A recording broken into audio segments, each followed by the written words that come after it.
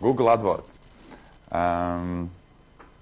Nu, teiksim tā, ka Google AdWords ir kaut kas pilnīgi savādāks. Tas, kas ir SEO, ja mēs runājam par to, kā tas tiek darīts, bet princips ir līdzīgs, ja tas pats.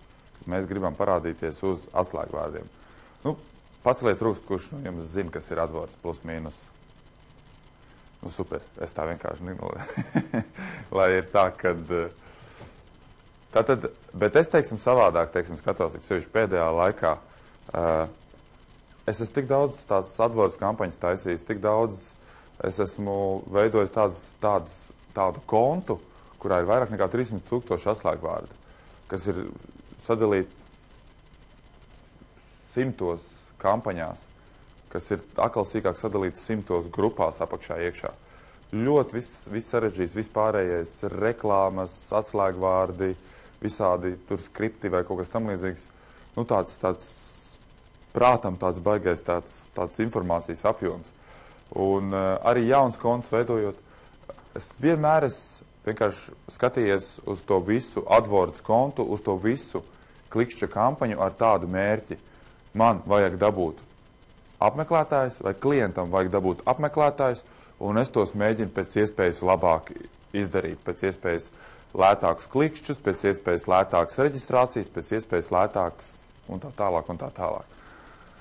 Bet, teiksim, skatoties, teiksim, cauri, analizējot pieredze, vispārējais, es varu pateikt vienu lietu, ka tas ir tikai otrais solis. Šis maks par klikšķu reklāmas, šis AdWords, tās pašas draugiem LV reklāmas, Facebook reklāmas vai Yandex vai jebkuras reklāmas, kur jūs maksājat naudu, ik sevišķi ar mērķi, lai dabūtu to klikšķi, nevis brandings vai vēl kaut kas. Tas ir vienmēr otrais mērķis. Primārais mērķis ir tā rentabilitāte, tas konversijas koeficients.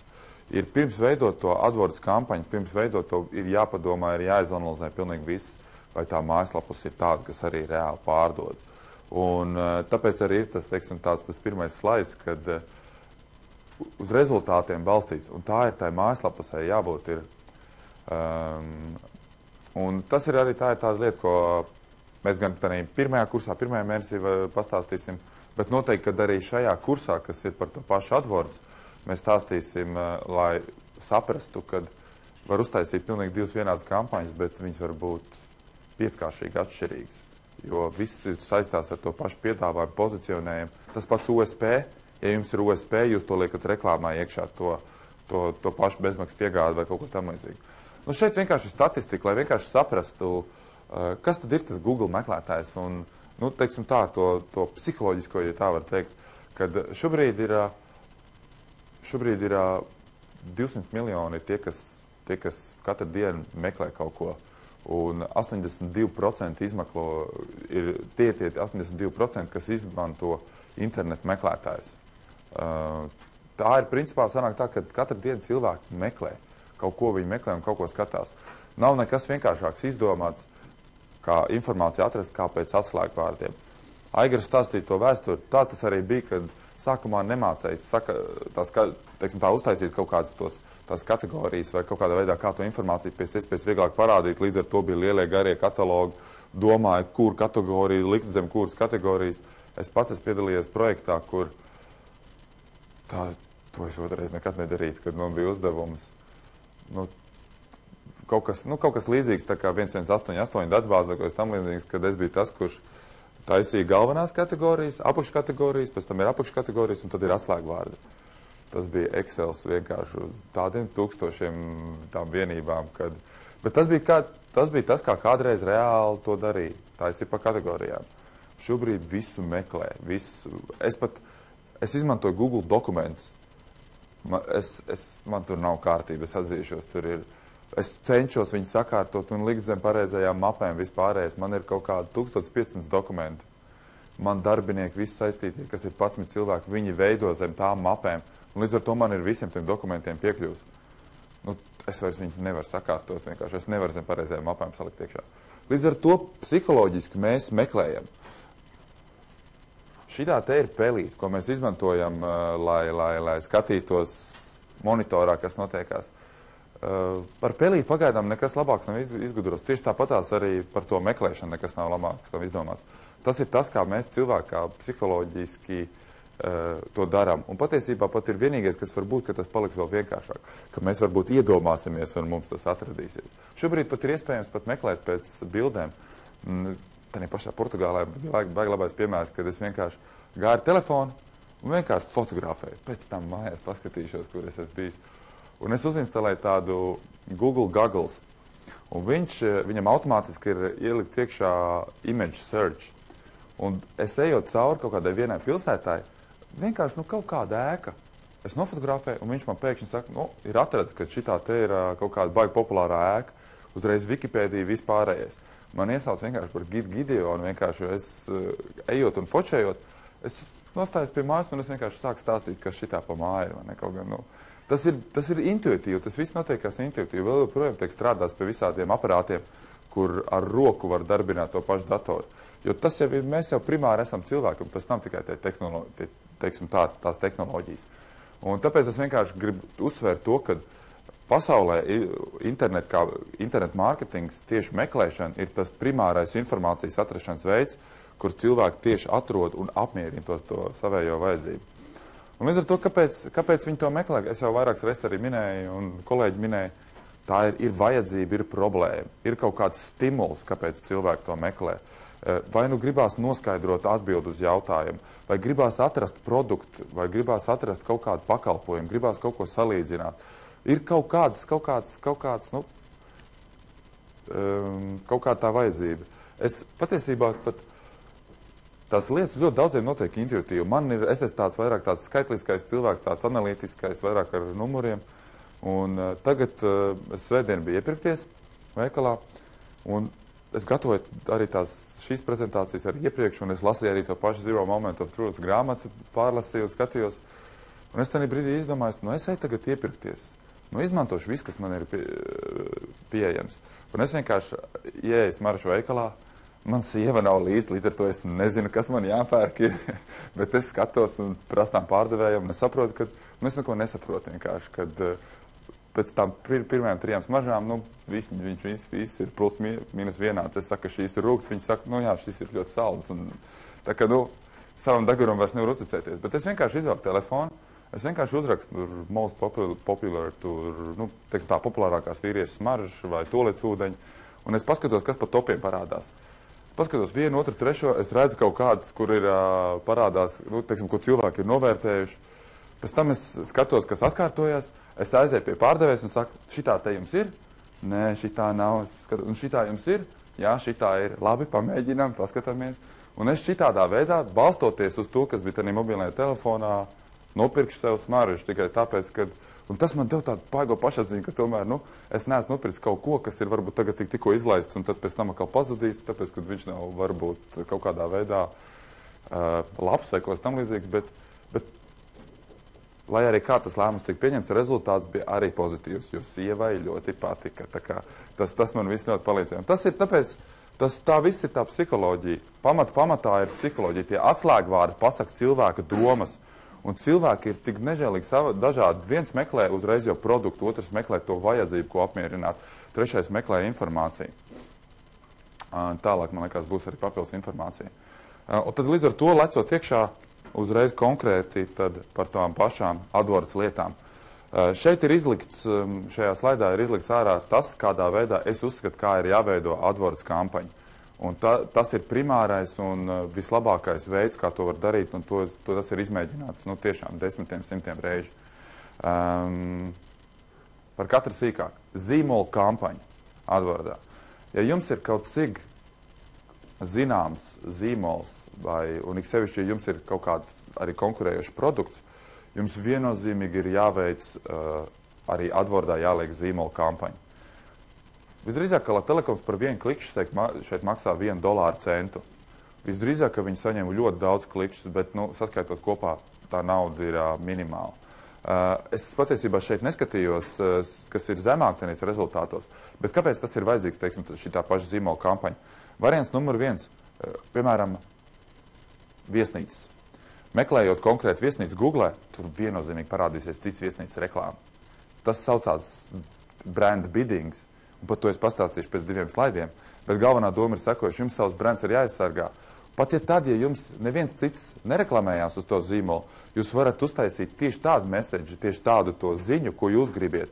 Un ja, piemēram, jums ir kāds vai kādi ierakstījuši iekšā sūdzības LV par to, ka tas slikti pieredze vai vēl kaut kas, un sūdzības LV ir tādā ziņā sociāli ļoti riebīgi mājaslapus, jo viņi neļauj atspēkot. Uzņēmumam neļauj atspēkot to vienu vai otru sūdzību. Tur tikai un vienīgi var ierakstīt, jebkurš anonīmi var ierakstīt sūdzību un viss. Un nedrīkst uzņēmums to nedrīkst atspēkot. Mēs mēģinājām tur vienam vai otram klientam mums dzēs ārā kontu, kad mēs mēģinājām atspēkot. Un ja jums ir kaut kādā otrajā, trešajā rezultātā tas sūdzības LV, ieliekot to savējo zīmola reklāmu, apakšā vēl tos saitlīgus saucamos uzlikt, tas viss pagrūžās uz leju, un tas, kas meklē, viņš mazāk varbūtība, ka viņš ieraudzīs, teiksim, tās sūdzības LV. Ir daudz, teiksim, tie pamatojumi, bet katrā gadījumā tā zīmola kampaņa, tas ir numur viens, ir iksevišķi, jo populārāks zīmols, tas ir pirmais, ko veido. Pēc tam tālāk ir atslēgvārdi, teiksim, kas ir savstarpēji dažādos psiholoģiskajos lēmumu pieņemšanas procesos. Un šeit ir divi, teiksim tādi, dažādas nišas un divi dažādi piemēri.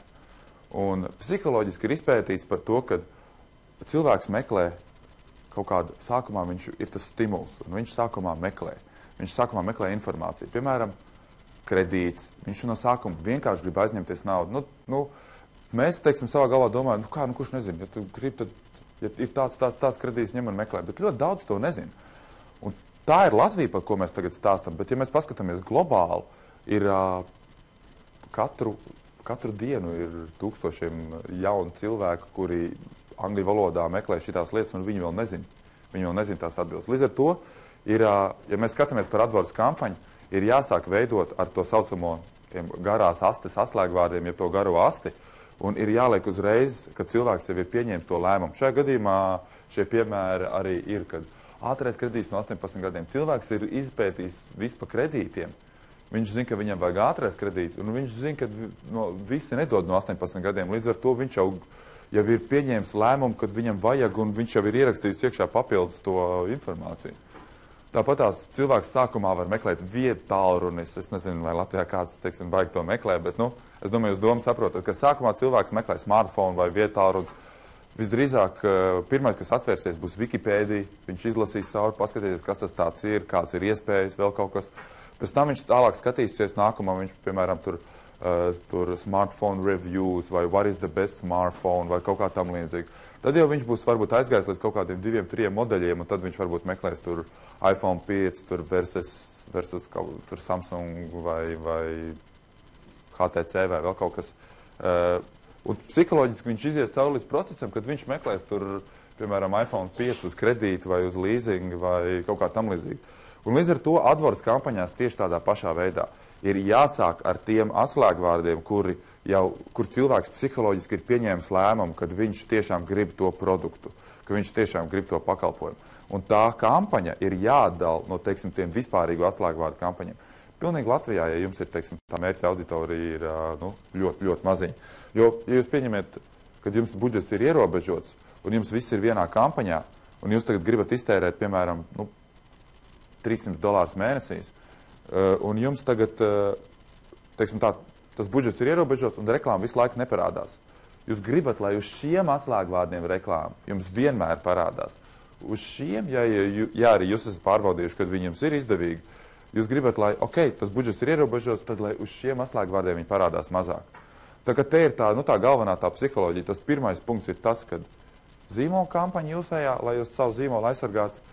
Otra lieta ir, kad jums ir jābūt tie primārie atslēgvārdi.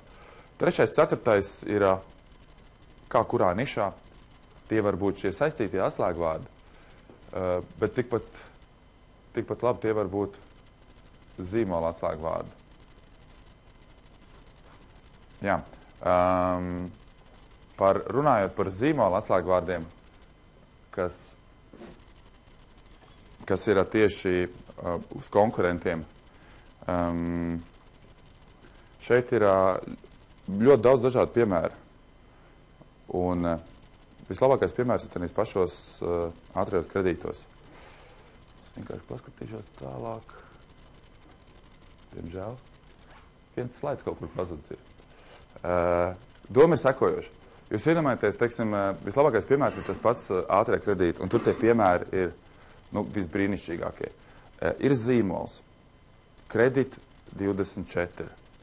Un pēc visiem noteikumiem uz tāda, tas ir zīmola atslēgvārds, viņi ir iesnieguši, un viņi ir dabūjuši to, tā sauc, teiksim tā, viņi ir noreģistrējuši to prečzīmu. Līdz ar to, pēc visiem likumiem nedrīkst to zīmola atslēgvārdu izmantot. Googles atļauj izmantot, jo Googlam tā doma ir sekojoša. Cilvēkam psiholoģiski galvā ir zīmols, bet zīmolu ļoti bieži saprot ar pakalpojumu. Nu, piemēram, Pampers. Tas ir autiņbiksītes, vai tas ir autiņi, vai kaut kas tam līdzīgs, bet mēs vienkārši savā galvā, pat, ja tas ir Huggies, vai tā ir kaut kāda cita firma, mēs ļoti bieži sarunvalodā izmantojam Pampers. Un līdz ar to, ja tas zīmols ir tik ļoti attīstīts, ka viņš ir iegājis iekšā tajā visā cilvēku psiholoģijā, tā var teikt, kāpēc Googlam neļaut reklamēties. Un tāpēc Google atļauj. Un līdz ar to tad tieši tādā pašā veidā ir uz tiem ātriem kredītiem tajā piemērā. Un, bet ko Google atļauj? Google atļauj tā, ka tā reklāma nedrīkst būt maldinoša.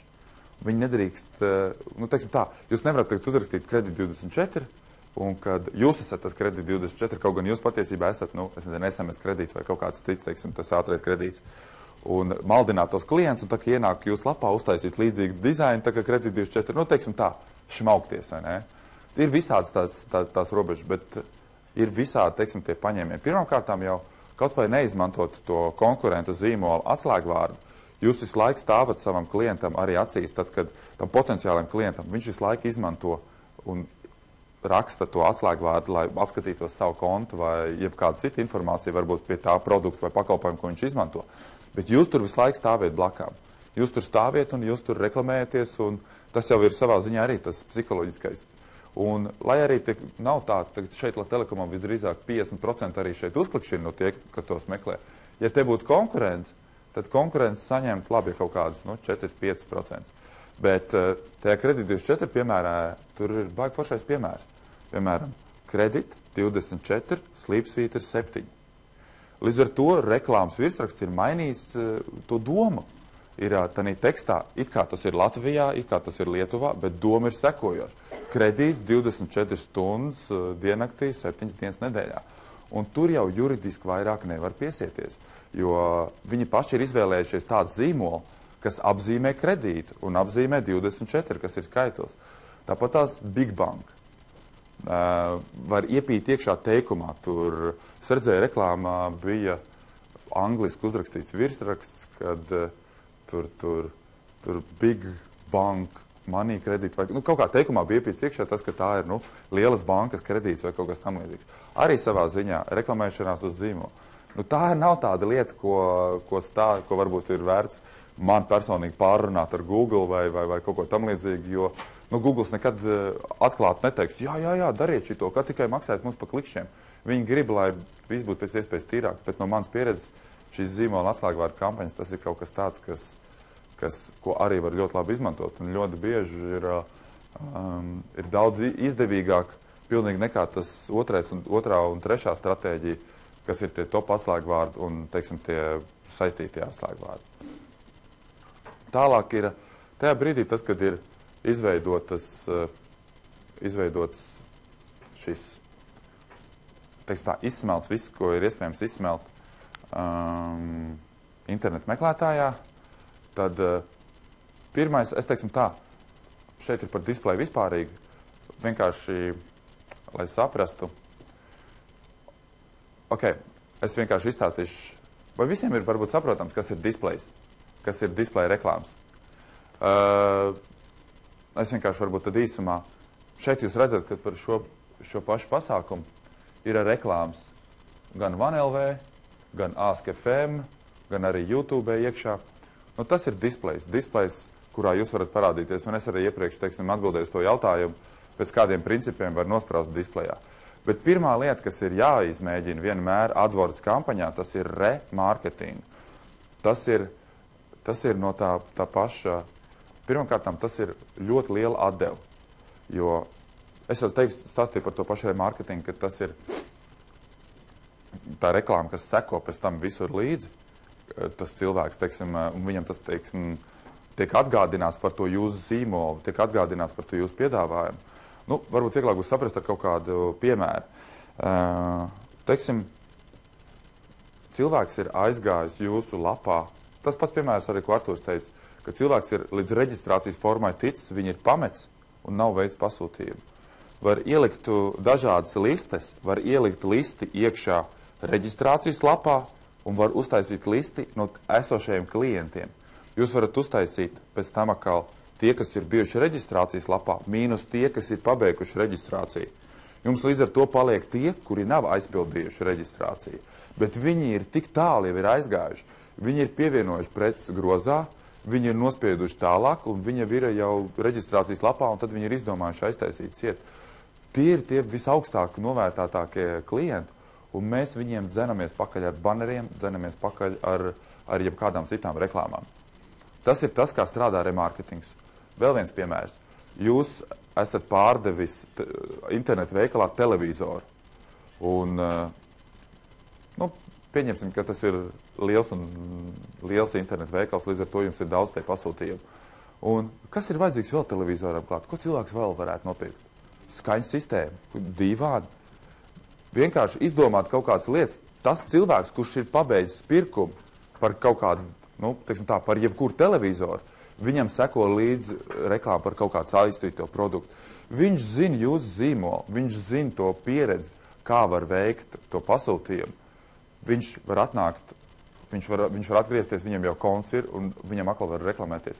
Tāpat tās ir iespējams uztaisīt tādu stratēģiju. Maksimālais ir 540 dienas remarketinga kodā, ko var ielikt iekšā. 540 dienas, tad datorā stāv tas kukijs iekšā. Un tad, piemēram, uz Ziemassvētkiem jums ir baigā pārdošana vai baigās atlaides, melnā piekdiena, vienalga sauksim, kā to gribam. Un tagad jūs iedomājaties, ka jūs uztaisat arī listi kaut kādu, kas ir uz tām 540 dienām. Pusotru gadu visi tie cilvēki, kas ir bijuši varbūt, kaut vai, ja ne gluži klienti, tad varbūt vismaz tie, kas ir līdz reģistrācijas lapai nonākuši.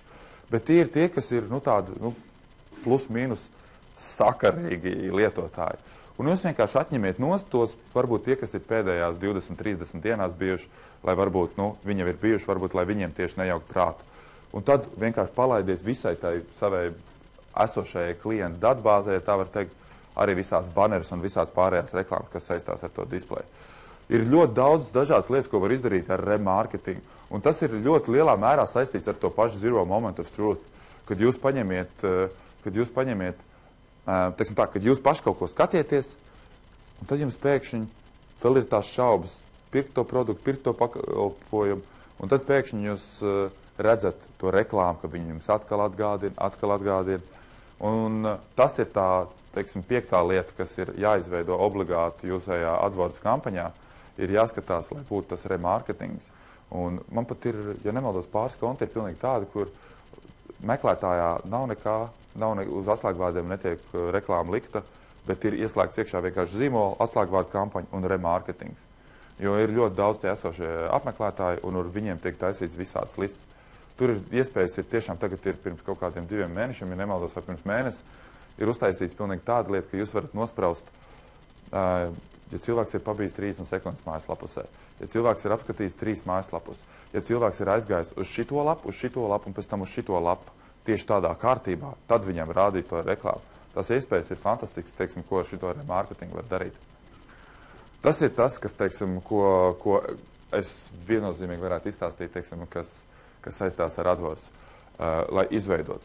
Pēc tam tālāk ar izveidošanu tā ir viena lieta, bet ir tā ikdienas darbība vai menedžēšana, un tur ir daudz lietas, ko var darīt, un es šeit dažas no viņām esmu uzskaitījis, un ir par atslēgvārdiem, kādā veidā var noskaidrot, ir tie saucamie exact phrase broad un extended broad, negatīvie atslēgvārdi, kā viņus tur pievienot, kādas tās stratēģijas veidot, par uzstādījumiem, valodas, geogrāfijas, dienas stundas. Lielākā kļūda, ko var izdarīt Latvijā, uzlikt tikai un vienīgi latviešu valoda.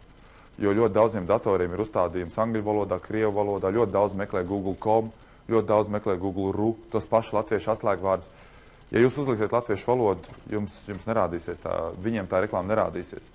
Tāpat tās ir reklāmas, saucamies split testi, peel and stick, kas skaitās, kad jūs apskatieties atslēgvārdu uz grupu, un tad jūs viņu mēģiniet sadalīt pa tēmām, jo, lai tā reklāma atbilst pēc iespējas šaurākam lokam tiem atslēgvārdu, jo precīzāk jūs nospraužat to reklāmu, jo labāk ir, teiksim, tas,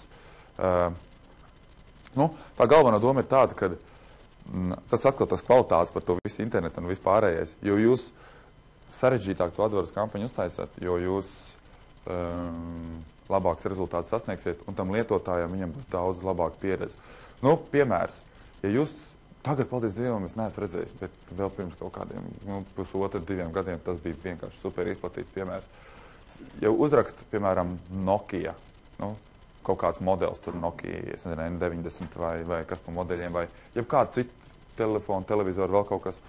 Uzspiežot virsū, tur parādās, ok, varbūt tas modelis nav, bet parādās tur Nokia, uzspiež virsū, internetu veikalā uz pirmo lapu atsviež. Un tagad šeit tev meklē, tagad atrod to telefonu, kur viņš ir zem kuras kategorijas apakšā, vai ne? Tā kā tāda ņirgāšanās pa manīm, kad man mēģina tagad pārbaudīt. Un tas ir cilvēki, kad reāli par to maksā naudu, un par tiem klikšķiem reāli tiek maksāts. Super variants ir tāds, ka, ja es meklēju Nokia N95, es uzspiežu uz reklāmas, tur jau ir uzrakstīts, kāpēc tas Nokia N95 ir labs, kāpēc tas internetu veikals ir labs tajā pašā reklāmā. Un es uzspiežot virsū uz to reklāmu, es aizēju tieši uz to lapu, kur to produktu pārdod. Un tas ir tas, kas ir jātaisa, ir ļoti daudz tās reklāmas kampaņas. Par pakalpojumiem es vienkārši varu ieminēties to, ka, ja ir e-komercijas mājaslapus, mēs prasām lielāku apkalpošanas maksu nekā tad, ja tas ir, teiksim, kaut kādas, parasts, teiksim tā, 2, 3, varbūt 5, varbūt 10 tie produkti vai pakalpojumi. Ja tā ir e-komercijas mājaslapus, tad jūs vienkārši varat iedomāties, tie ir 10 000, varbūt pat vairāk dažādi atslēgvārdi, kur ir jāsadala pa visādām grupām, katram reklāmu jāpielāgo. Tur ir diezgan sarežģīti, un pazīstot mājaslapus īpašnieks, viņi ņem un maina tos mājaslapus struktūru vispārējais, un mums ir regulāri jāpārbauda, vai nav kļūdas. Bet tas ir viennozīmīgi kaut kāda tāda lieta, ko var pastāstīt. Automatizācijas ir tā saucamies alerts, ir pat skripti, tie, kur programmēšana saprot, ir tur diezgan daudz iespējas, kad var uztaisīt automātiski liekas. Piemēram, jūs esat veikuši pētījumu, tur nav baigi sarežģīt, lai to izdarītu. Bet jūs tagad saprotat, ka vislabākā vieta, kur jums atrasties, ir otrā. Tā nav pirmā, tā nav 4., 5., bet, piemēram, 2., 3., 1. jūs negribat atrasties. Un līdz ar to, lai to izdarītu, visu laiku manuāli jāsēž un jāmaina klikšķi cenas uz varbūt 100 atslēgvārdiem. Bet var uztaisīt automatizāciju, kad, piemēram, programma paskatās, kurā vietā jūs atradaties vakar vai pagājušajā nedēļu vai iepriekšējās 3–4 dienas, un balstoties no tā, kurā vietā viņi atradās, klikšķi cenu uzlikt augstāk vai klikšķi cenu uzlikt zemāk. Ja jūs, piemēram, atrodaties visu laiku 1. vietā konstanti, automātiski, piemēram, paliekam par 5, 10, 20 centiem zemāk. Ja jūs atrodaties vidēji labajā pusē, kas ir kaut kā 3., 4., 5. vieta vidēji, jūs automātiski gribat uzlikt, lai jums paaugstinās par tiem 20, 30 centiem. Ir visādas, teiksim, tās automatizācijas, kuras var palīdzēt jums AdWords kampaņās. Protams, displejā par tiem pašiem placementiem, remarketing, cap impressions. Īstenībā, sevišķi, ja tā ir ļoti liels kampaņas, cap impressions ir ļoti svarīgi. Kaut kas tāds, kas Facebookam šobrīd vēl nav iekšā, nemaz nerunājot par draugiem LV, ja nemaldos vismaz. Viņiem sistēmā nekas tāds nav. Tas nozīmē to, ka jūs varat parādīt, cik dienā reizes jums reklāma tiks vienam cilvēkam parādīt. Jūs varat uzlikt to, ka tas ir 3, 4, 5, 8, 12 vai bezgalīgi reizes. Ja tas ir bezgalīgi reizes, agrāk vai vēlāk cilvēkam vienkārši apniks un viņš ienīdīs to reklāmu vienkārši līdz sirds dziļumiem. Mans ieteikums ir 8, 4 līdz 8, teiksim, tas cap impressions. Jūs uz to ietaupat naudu, mazāk reklāmas reiz parādās, mazāk klikšķiet, bet tajā pašā brīdī ir rezultāti ir labāk. Un, protams, arī kāda ir viss par quality score, par mobile networks, ja par mobilējiem, kādā veidā tur tās kampaņas veidot, kāda ir rezultāti un vispārējais. Es arī noteikti, kad pastāstīšu, un noteikti, ka var arī apmācīt par citiem, tā saucamajiem PPC, jo es uztveru to AdWords, kad jūs nopērkat to apmeklējumu. Tas ir tas vislabākais, kā nopirkt to apmeklējumu. SEO, tas vairāk ir ļoti ilgtermiņa stratēģija, un jums patiesībā nav nekas slikts, ja tas apmeklētājs nāk, un pat ja viņš nepasūta, jo jūs par to naudu tiešā veidā netērējat. Tas tāds ilgtermiņa plāns, un jūs vismaz varat izmainīt to lapu, un pēc tam viss notiekās. Bet tas pay per click, tas maks par klikšķi, tas ir ļoti svarīgi, un ļoti bieži ir citos tīklos var atrast labākas iespējas, nekā tas ir tādā pašā Googlē. Un ļoti bieži ir, ja pareizāk sakot, vienmēr nedrīkst visu solis likt vienā grozā. Ja jums ļoti labi strādā AdWords, tas nozīmē, ka nav labi. Un ja jums ir AdWords, iksevišķi tad, ja tas jums ir vienīgais. Jo tas nozīmē, man ir tādi klienti, kuriem bizness ir 80-90% balstīts uz AdWords. Un varbūt pēdējā gada laikā nekas nav bijis, bet pirms tam ir arī bijuši tā, ka pazūd uz 2-3 dienām. AdWords vienkārši kaut kāda sistēma kļūda padod ārā un nobloķē AdWords kontu. Un tagad jūs iedomājat, kad ir birojs, kurā ir 20 darbinieki, ir apgrozījums vispārējais, uz 3 dienām apstājās. Vienkārši 6-kāršīgi, 5-kāršīgi samazinās pasūtījuma apjoms. Tur visiem tiek zvanīts. Man tiek zvanīts ik pēc stundu, tur mēģināt atrast visādi citi gali, lai uz Google sazvanītu, lai vispārējais, jo vienkārši bizness ir apstājis, darbinieki sēž, algas ir jāmaksā vispārējais. Tas saucās turēt visu solis vienā grozā. Tāpēc ir jāskatās, vai nav kaut kur vēl iespējas kaut ko nopirkt. Ir dažās vietās, kur, es esmu pasaulēt Rūs, kurš saka, vismaz 2 reizes nedēļā iet draugiem LV. Tad jūs noteikti esat pamanījuši par ātriem kredītiem tās reklāmiņas, vai ne? Ātro kredītu reklāmas maksā līdz pat 5 eiro par klikšķi AdWordā. 5 eiro tas ir pa pirmo vietu, kas jāmaksā uz atslēgvārdu ātrais kredīts vai ātrs kredīts. Draugiem LV viens klikšķis, es teicu, maksā 5 centīmus, un tas ir ar PVN. Ok, tagad draugiem LV pacēla dubultā cenu tieši priekš ātriem kredītiem - 10 centīmi. Un tagad jūs salīdziniet 10 centīmi vai kaut kādu vidējais, kad ir 3-4 eiro. No draugiem LV ir 2-3 reizes sliktāks apmeklētāju plūsma. Bet, ja mēs sarēķinām izmaksās, tur ir 3 reizes labāks izmaksas nekā teiksim, AdWordā. Šitādā veidā testējot ļoti labi var, teiksim, atrast kaut kādas lietas. Es zinu, ka atsevišķās valstīs Facebook reklāmas ritīgi labi strādā. Es zinu, ka tur dažiem klientiem ir Čehija, Slovākija. Facebook reklāmas ir diezgan lēts, tur es nezinu, vai viņš nav tik populārs vai kas, bet ritīgi labi strādā, teiksim, kaut kādas, teiksim,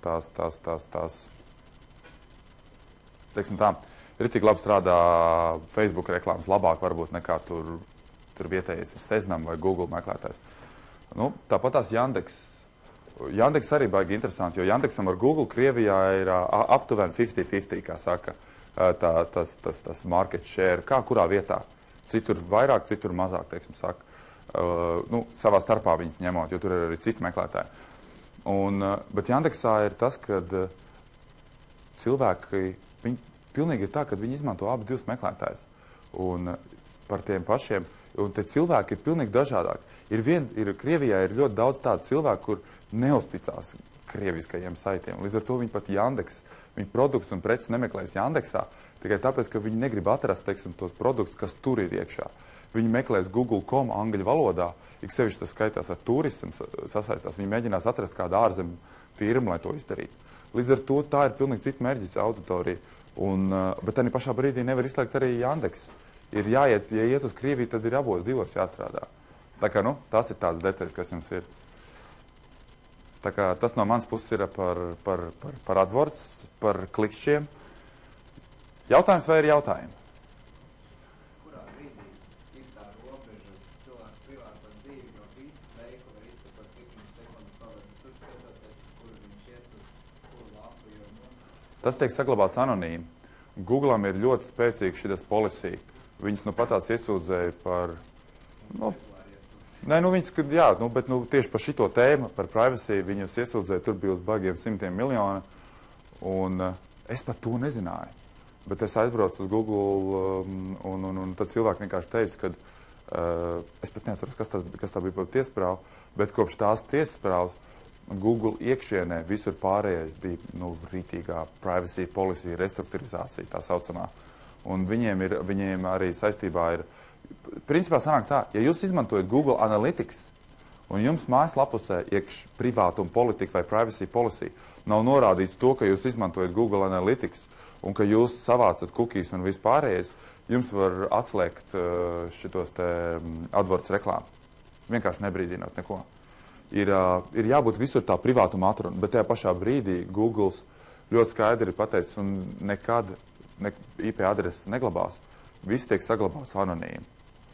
Nav iespējams sašūt kopā, piemēram, Google Analytics dats ar jūsējo shopping kārtu, lai tagad izanalizētu, reku, šitas te cilvēks pa šito saiti gāja te un te un te, un reku, tas tagad ir Jānis, kurš ir iztērējis 350 lats. To nevar sašūt kopā. Tur individuāls cilvēks nevar sašūt tādā veidā. Jo viņi speciāli ir, lai iespējams, lai visi tie cookies vispārējais būtu, ko viņi attīst vēl un vēl un vēl, bet tajā pašā brīdī viņi skatās, lai būtu tā privātuma politika, jo viņi par to dārgi maksā. Jo sūdz jau Google tiesā, ne jau teiksim, tos atsevišķās lapas, iksevišķi maziņās kaut kāds. Tā kā es domāju par šito viennozīmīgi sevišķi Google virzienā, mēs esam pēdējie, kur varbūt cietīs no tā, kad uztrauksies par kaut kādiem tur cookies vai vēl kaut kas. Vienu man bija pārsteigums, Google bija apskatījusies, man bija rēķins sūtīts uz bišķiņu nepareiz ēpast, un Google bija apskatījusies pielikumā, kur ir PDF fails, kur ir rakstīts mans vārds uzvārds, un tā bija vienīga iespēja, kā atrast mani un atsūtīt uz pareizo pēc 2-3 nedēļām, un tomēr atsūtīja. Tā ir nauda. Tā ir tā puse, par ko jebkurš rūpējās, un tā ir vislabāk sakārtot vispārējais. Googles, tagad viņiem pat, jūs ziniet, kad ir tādi $100 AdWords kuponi, kur var jaunu AdWords kontu izveidojot vai ielikt tos $100 kuponus, un tad līdz ar to var, teiksim, tā tērēt tos $100. Google to aizvēra ciet no patās. Šitai reklāmai, kas tur radies, tur man vēl pēdējo izlaida cauri ar kariem zobiem, ja tā var teikt. Jo šausmīgi daudz šmaucās uz tiem kuponiem. Tā esa jaunus kontus, vispārējos, visam automātiski nevar izsekot. Ļoti daudz šmaucās par to, ka internetā par $6-7 varēja nopirkt $100 kontus. Tagad ir pavisam jauna sistēma. Iztērēt €10, atpakaļ dabūt €40.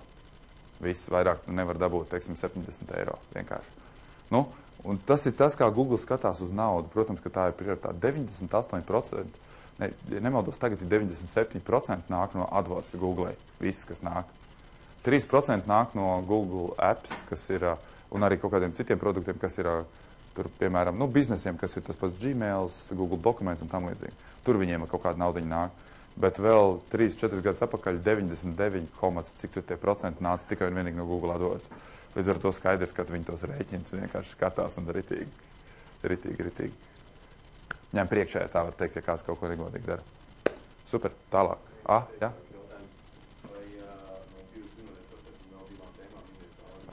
Jā, jā, tas ir.